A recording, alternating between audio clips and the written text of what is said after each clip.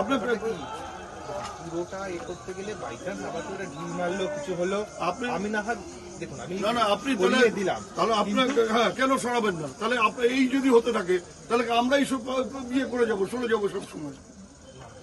তাহলে আপনি বিয়ে করুন। ব্যাপারটা কি আমি নয় সরাবো? হ্যাঁ, তাহলে পুলিশের কাজটা কি বলুন তো? যে ওরা এসে যখন খুশি যেখানে যা করবে তাহলে সেইটা আমরা মেনে নিতে হবে। এটা বলছি না আমি, তাহলে আচ্ছা সিকিউরিটি আমার, তাহলে আমাকে আমার সিকিউরিটি মানে আমাকে পালিয়ে বাচ্চা, তাহলে আপনার দরকার কি? তাহলে তো আমি চলে যেতে পারি। না আমি যেটা বলছি যে যেটা সেফ রাস্তা আমার তাহলে আমার মানে আমার কাজটা কি হবে? তাহলে আমার ওরা তাড়া করবে, আমি পালিয়ে যাবো। না না সেটা কোনো ব্যাপার না, সেরকম কোনো ব্যাপার না, আমি এখান দিয়ে ওদের সরিয়ে দিয়ে পার করতে পারি। যেটা ব্যাপার সেটা হচ্ছে যে আমাদের সবসময় দেখতে হবে যেটা সেফ আমরা সেই জায়গায়। আপনি সেফ মানে কি? আমাকে আপনার সেফ মানে হচ্ছে আপনি আমাকে পেছন রাস্তা দিয়ে পালিয়ে যেতে বলছেন। ব্যাপার না এটা কেন তাহলে আপনারা ওরা রাস্তা ইয়ে করে রেখেছে, কেন আপনি এসে ওদেরকে সরাবেন না ওখান থেকে? ওরাতে তো পারি কিন্তু তারপরে কি ওরা ঢিল ছুড়লো, ঢিল ছুড়লে আপনাদেরও পাল্টা কিছু ছুটতে হবে। সবচেয়ে বড় কথা আমাদের যে বাইক গুলো আছে না সেটা ব্যবস্থা করে দিচ্ছি, সেটা ব্যবস্থা করে দিচ্ছি। না সেটা তাহলে এই ছেলেগুলো যাবে ওদেরকে আমি নিয়ে যাবো, কোথায় নিয়ে যাবো? ওদের কোনো বাইকের উপরে নিয়ে যাবো, ওদেরকে হ্যাঁ এরপর নিয়ে যেতে হবে। আমি নিয়ে যেতে চাইছি না ওখান দিয়ে। তাহলে আপনি আগে এদের নিয়ে যান, তারপর আমি গাড়ি করে ফেলে দিয়ে যাবো। আপনি আগে যান তারপর ওদের নিয়ে যেতে, আপনাকে কি সেভ করেছে? আমি এদেরকে রেখে যাবো না, আমি তো আছি, আমার সিকিউরিটি আছে। আপনি ওদের পার করে বিয়েতে নিয়ে যান। কজন আছে, কজনের বাইক আছে? কজন বাইক 6টা বাইক আছে,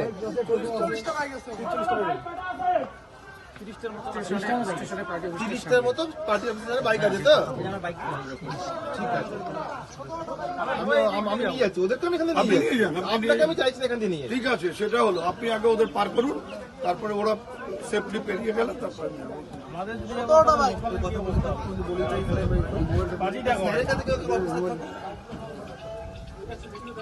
আপনি একটু বসেন তাহলে। অভিযোগ নয়, আমরা ভারতীয় জনতা পার্টি আমাদের দলীয় প্রার্থী আসছে নমিনেশন সাবমিট করতে 21 বেড়ে গেছে। আমরা ভ্যাটাগুড়ের 1 এবং 2 এর সাধারণ মানুষ দলে দলে সেই নমিনেশন পত্র মনোনয়ন পত্র জমা দেওয়ার ওখানে আমরা সবাই গিয়েছি। কিন্তু হঠাৎ করে শুনলাম যে বহিরাগত কিছু হারমা দেশে ভ্যাটাগুড়িকে শান্ত পরিবেশটাকে অশান্ত করার চেষ্টা করতেছে এবং গত কিছুদিন আগে এই বহিরাগত হারমাতগুলো ভ্যাটাগুড়ির রাজপথে যে আমাদের ভারতীয় জনতা পার্টির ঝান্ডা ছিল, আমাদের রাম মন্দিরের যেগুলো পোস্টার ছিল, আমাদের প্রার্থী নিশীথ প্রামাণিকের যেগুলো পোস্টার ছিল, সেই ব্যানার পোস্টারগুলো ছিঁড়ে ফেলে দিয়েছে এবং আজকে তারই প্রতিবাদ জানার জন্য ভ্যাটাগুড়ি 1 নম্বর অঞ্চলের সমস্ত স্তরের মানুষ, পুরুষ মহিলা কাতারে কাতারে দেখেন, চতুর্দিকে দেখেন কাতারে কাতারে মানুষ সেই প্রতিবাদ জানার জন্য আজকে রাজপথে দাঁড়িয়ে আছে।